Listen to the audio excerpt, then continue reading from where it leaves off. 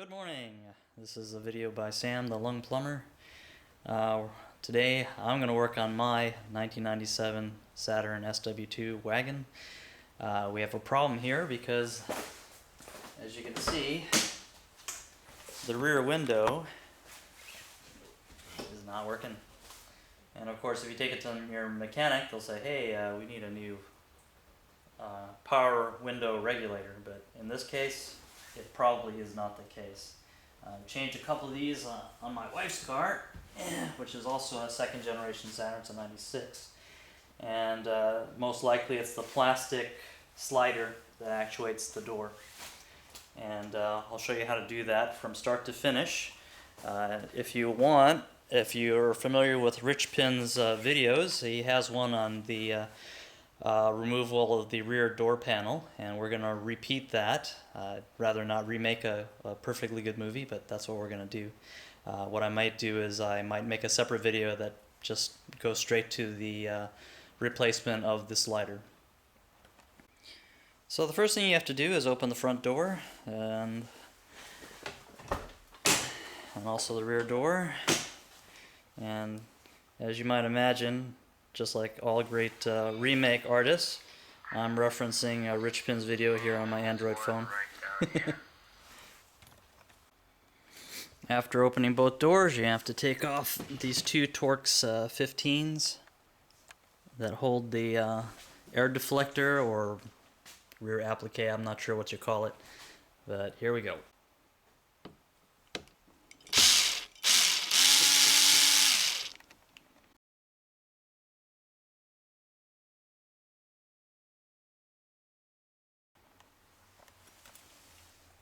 I wish the wet lighting was better for you here. There we go.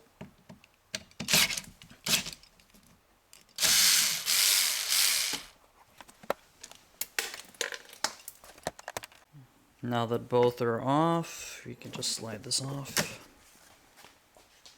Make sure you keep your parts in the parts tray.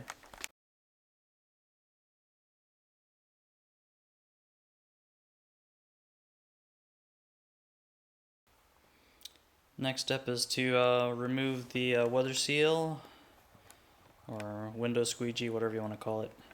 Rich uses a spackling knife wrapped in vinyl electrical tape. I actually bought some trim tools and I'm going to do that right now. These are the tools I use, just some plastic body panel removers. You can buy them at most all supply places or even shops from like Harbor Freight, and you just pry on the edge to pry it up. Start on the forward part of the door and pry upward.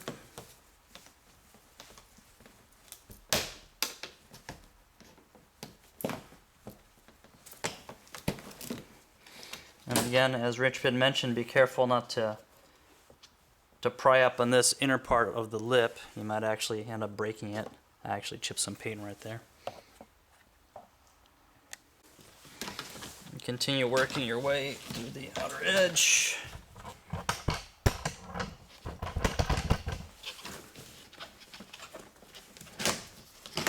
And straight on up. You can see this.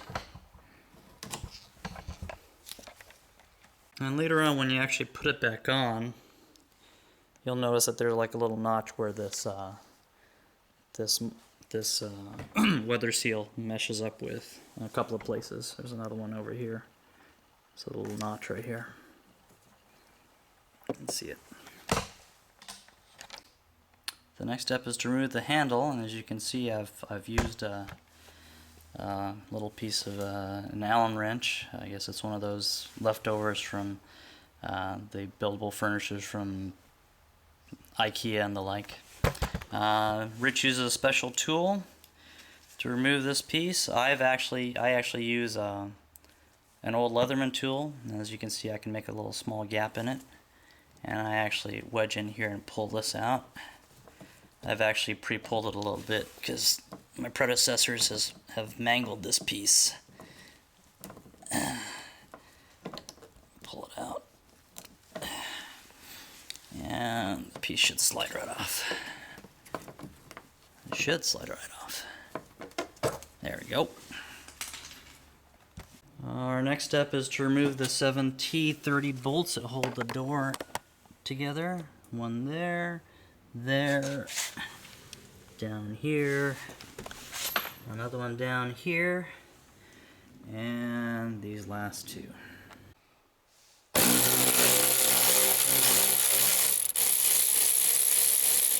Here's the first one, and I recommend you go from the inside to the outside, because once all these come off, the door's just going to flop right off. So you want to prop the door open with your knee, or the panel up with your knee before you remove the last bolt.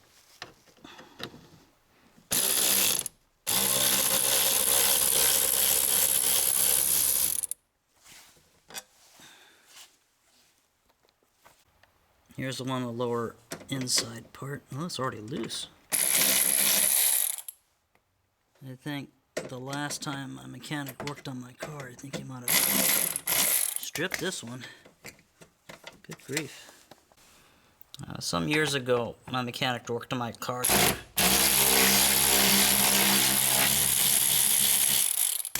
to replace this rear window glass because somebody had broken into my car. And I think that's when they had stripped that piece.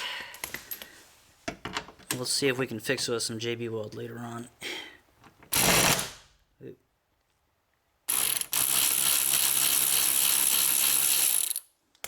I don't know if that one broke too. We'll see. Alright, last two.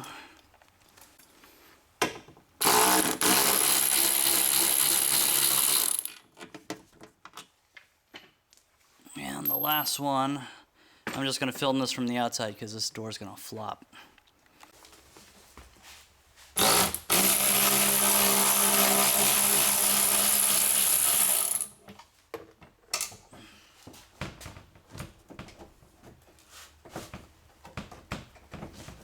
Well, seems like the door held on, but it might be held on by that one piece that's broken.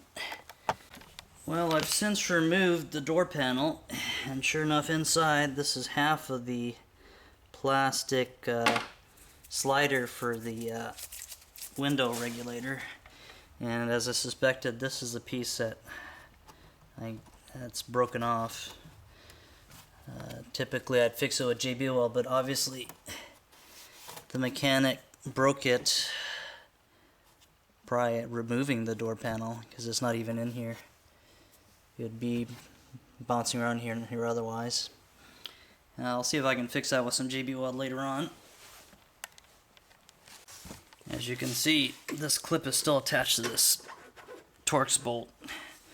So clearly my mechanic, his name is Victor, I trust him, but I never trusted his underlings. And this is one reason why. So we're probably gonna have to, well, I guess we can just leave it, because I have no piece to replace it with. Or I could just slather this with JB Weld and try to mold it together, I guess, after the fact. Alright. So after you remove the rear door panel, you're left with the splash shield. And it's just plastic with some thinsulate material in the middle.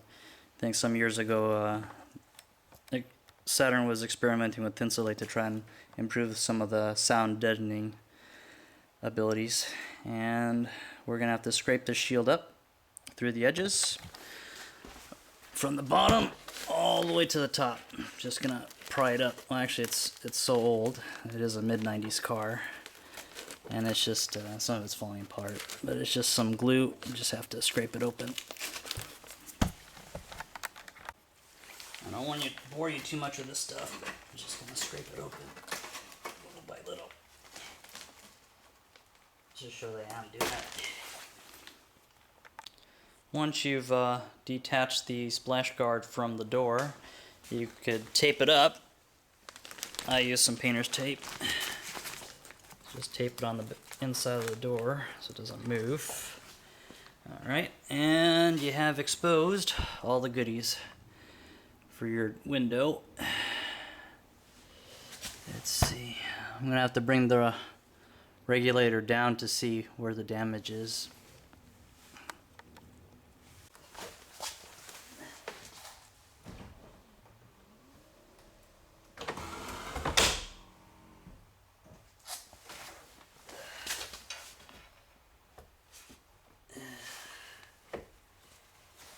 don't know if you can see this, but you have to push these two clips down to separate the glass from this regulator piece.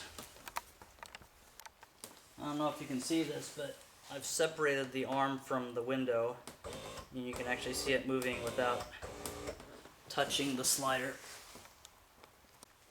From here you just squeeze these little push pins in and slide the door towards the back of the car, or slide the actuating arm towards the back of the door, and this piece will slide right off. Now normally I would take the window glass out, but I'm just going to push it out of the way, have the door parts hold it together. And as you can see from this slider is completely cracked. It's completely separated.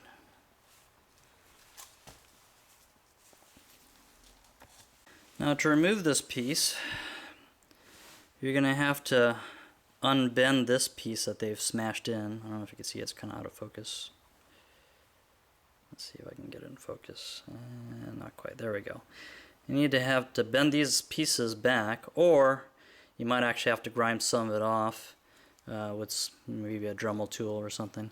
Looks like this piece of aluminum actually broke right here. For those of you who don't have the replacement part, it's actually Saturn part number 2117 2105.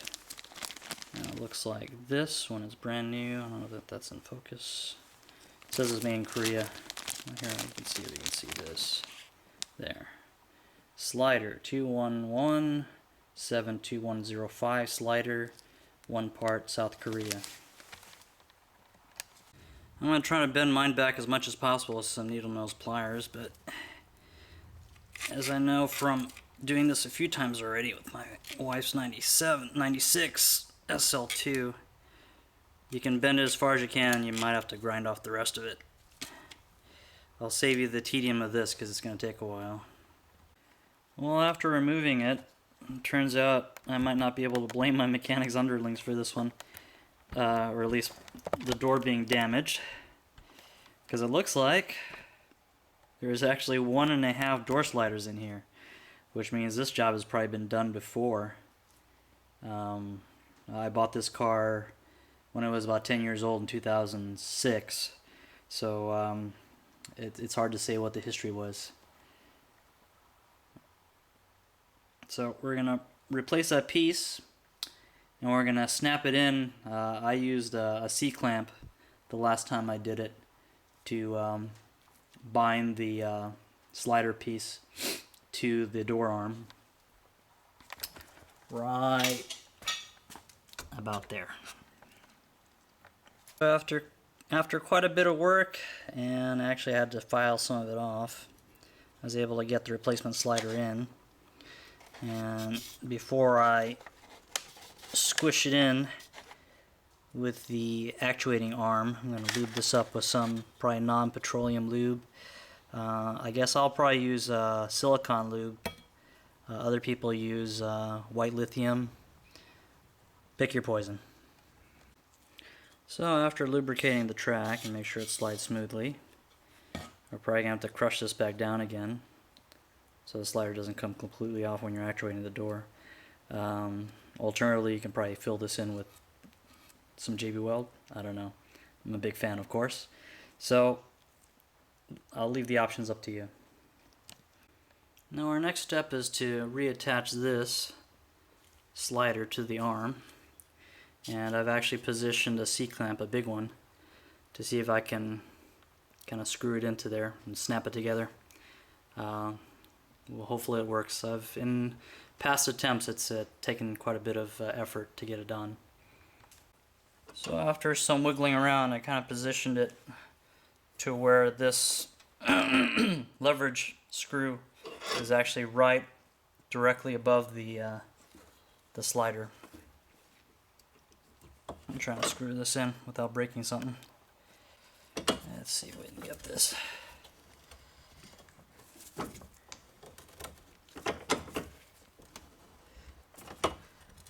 Looks like it's going in crooked. try it again.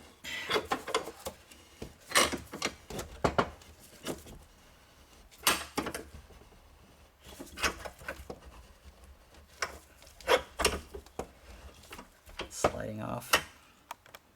I've since switched to a 3-inch.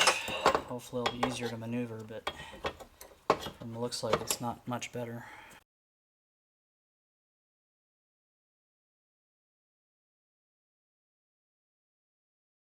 Well, I got a position again. Hopefully I can get it snapping into one shot.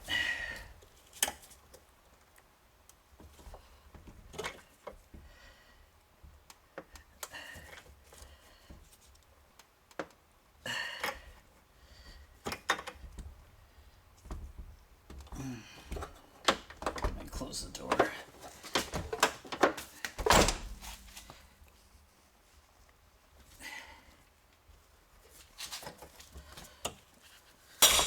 Alright, let's see if that worked. And it looks like it worked. Alright, thank goodness. Now that the slider's in, and we'll eventually reattach this to the window retainers, let's go ahead and re-grease all these metal to metal parts before we close up shop here. Just to be bicycle geeky, I'm going to put some Philwood grease on here. Just for fun.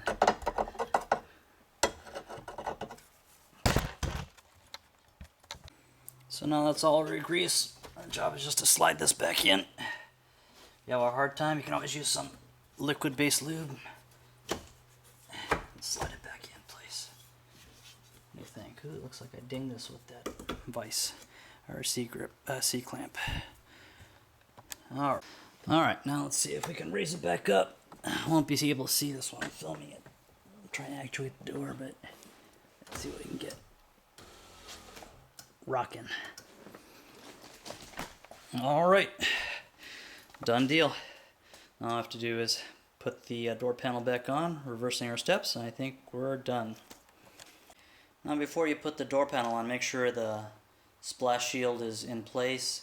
There should still be some adhesive around the edges that will re-stick, and if it doesn't, probably add some little silicone adhesive to it, or maybe even some packaging tape just to hold it in place as you put the door on. Otherwise you'll have pieces of splash guard sticking out of the door panel.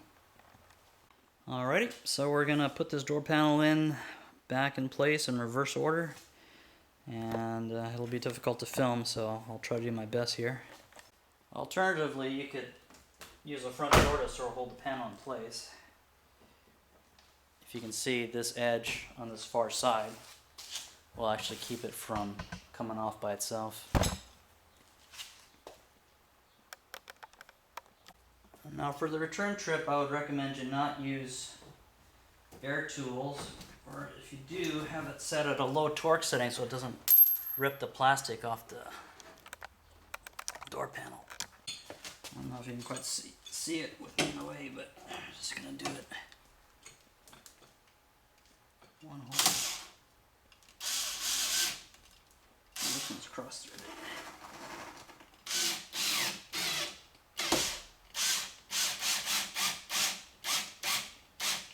I think this one might be restricted. No, it's okay.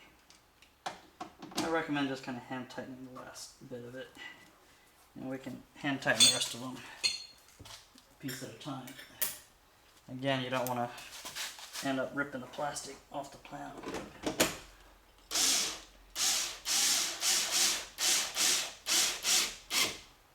Just going to hand tighten the last bit. If you use air tools, you might end up over torquing it and ripping it clean off. And this is the bottom one.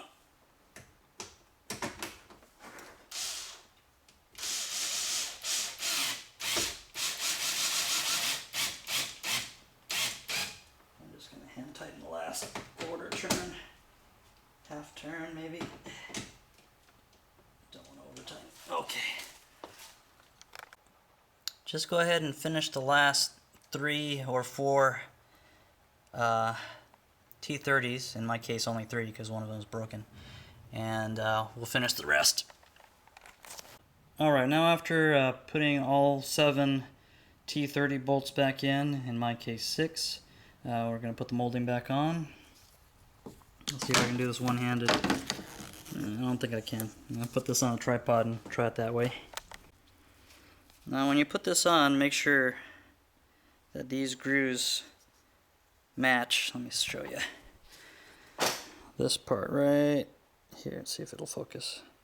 See, it has little notches, and then it also has to grab onto this little groove, otherwise it won't hold properly. Alright, let's see if we can do this. I don't know if I'm covering the shot here.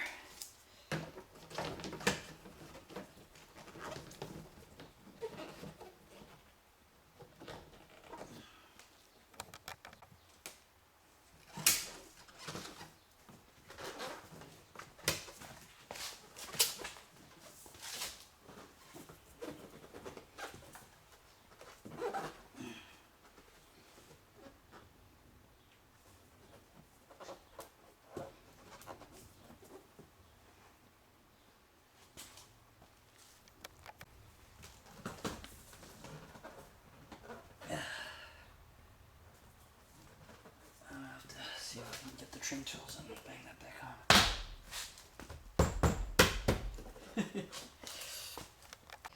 on. Alright, after smashing it with the back of my fist, finally get it back on. It's kind of out of focus right now. Don't know why it's out of focus, but it is.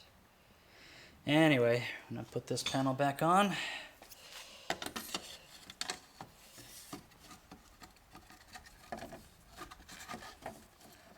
Back on.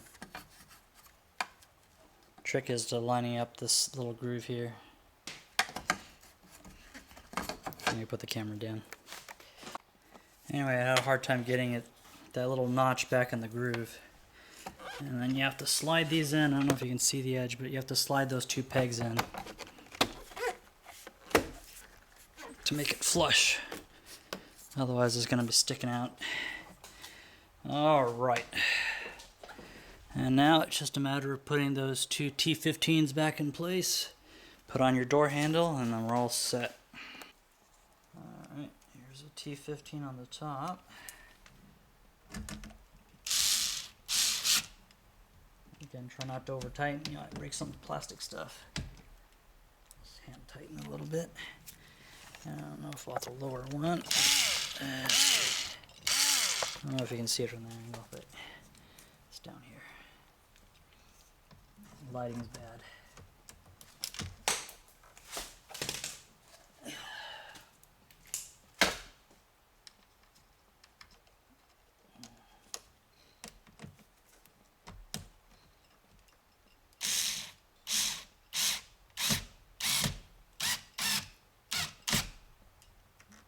Tighten it. This one's a little bit corroded.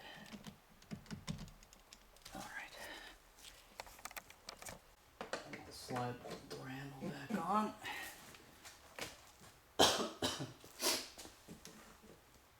Show the push pin back in. And we're done. And now, you just have to check the window.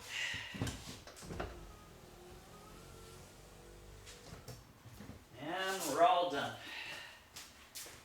That's how you change the rear window slider on a 2nd generation Saturn.